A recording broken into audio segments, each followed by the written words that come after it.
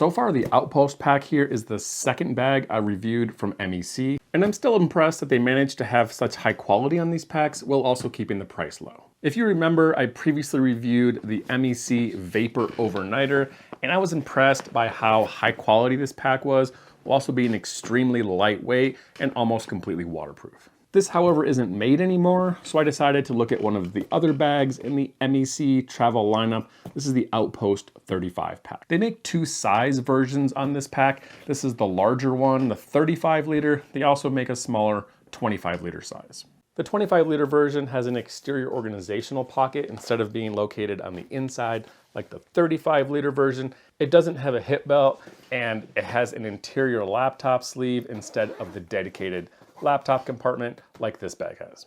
MEC manages to make high quality packs with good materials while keeping the cost low. This bag I purchased on their website for about 130 Canadian, which is about 100 USD. The exterior fabric on the Outpost is this thick 840 denier rubberized nylon. It's very similar to what they have in the Cotopaxi Alpa, if you've ever seen that pack. They use a medium number 8 YKK zippers on the exterior zippers and number 5s on the interior pockets. The buckles and adjusters are all a good quality Duraflex brand with this big beefy hip belt buckle. None of the zippers on the outside are lockable. However, the zipper pulls are large enough that you can just lock them together pretty easily with one of these Night Eyes carabiners. The laptop compartment zipper is a little tricky. There's only one, so you can't lock it to itself. There is daisy chain webbing over here on the side that you can attach the zipper pull to. You can either use a little bit larger, this little key ring, twist lock, or a larger carabiner. They keep the outside of the Outpost pack fairly sleek and minimalist by not having a ton of exterior features. It's really just the main and laptop compartments. There's these daisy chain handles and this one exterior water bottle pocket. Many bags have some kind of exterior organizational pocket on the front or here on the top.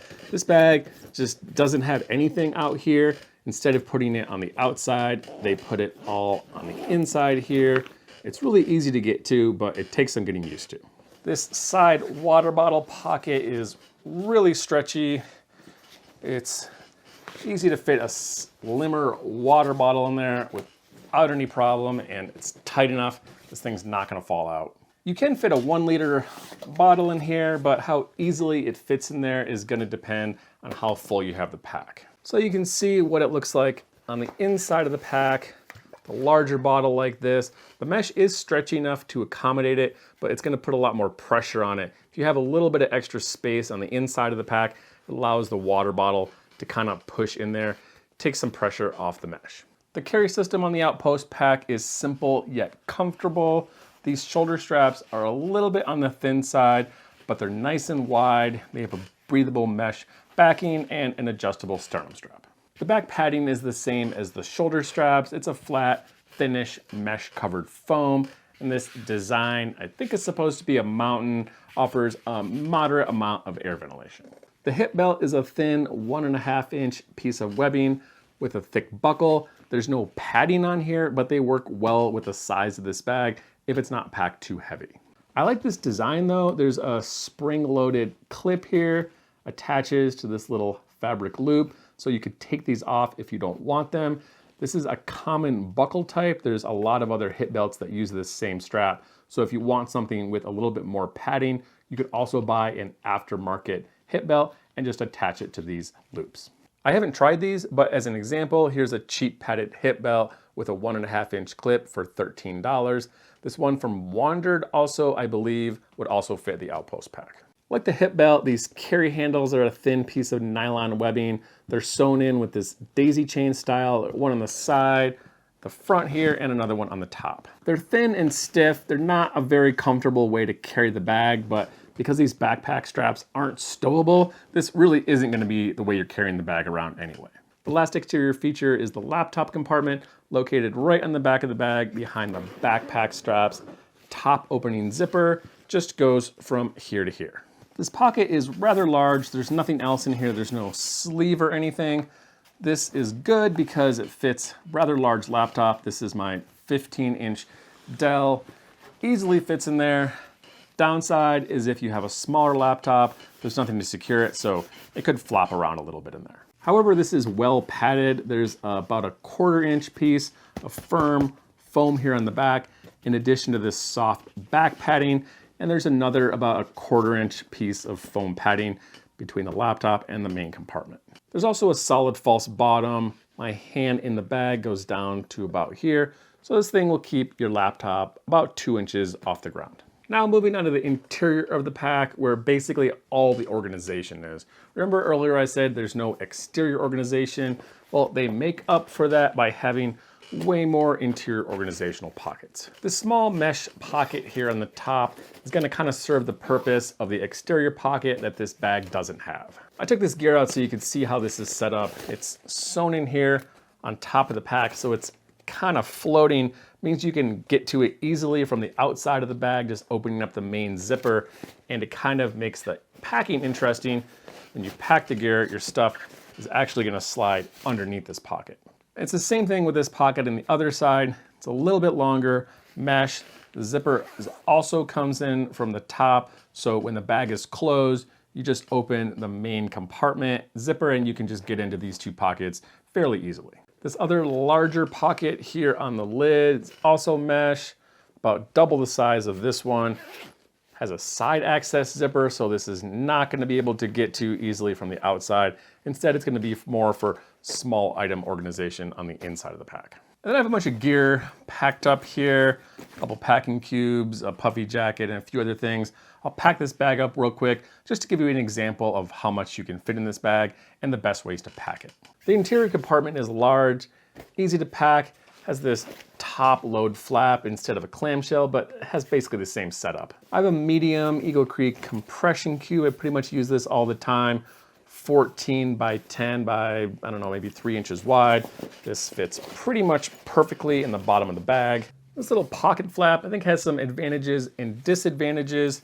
Advantage, your stuff is gonna stay in here. It's not gonna fly out as easily, but if you have something tucked up in here, you might have to pull some things out to get inside there. But either way, it doesn't really impact how you pack the bag. I have this smaller Eagle Creek compression cube, socks and underwear, and then I'm gonna pack pretty much all my other large items. Day pack, travel towel, little wind shirt, and a toiletry kit. A little bit of room left over, tuck a rain jacket in there, and then on the top here, I'm gonna stick a puffy jacket here on the bottom, kind of tuck it in under that flap. And then over here on this side, a little bit of room, so just to fill it out, I have a little fleece here, and probably the best thing to do is you have a little bit of room here on the top, is just to pack it right on top of this zippered pocket. There's a ton of room in this big mesh pocket here. You could save it for dirty laundry, dirty socks and underwear if you wanted to keep them separate, or I'm just gonna pack a bunch of stuff in here, travel wallet, notebook, and headphones.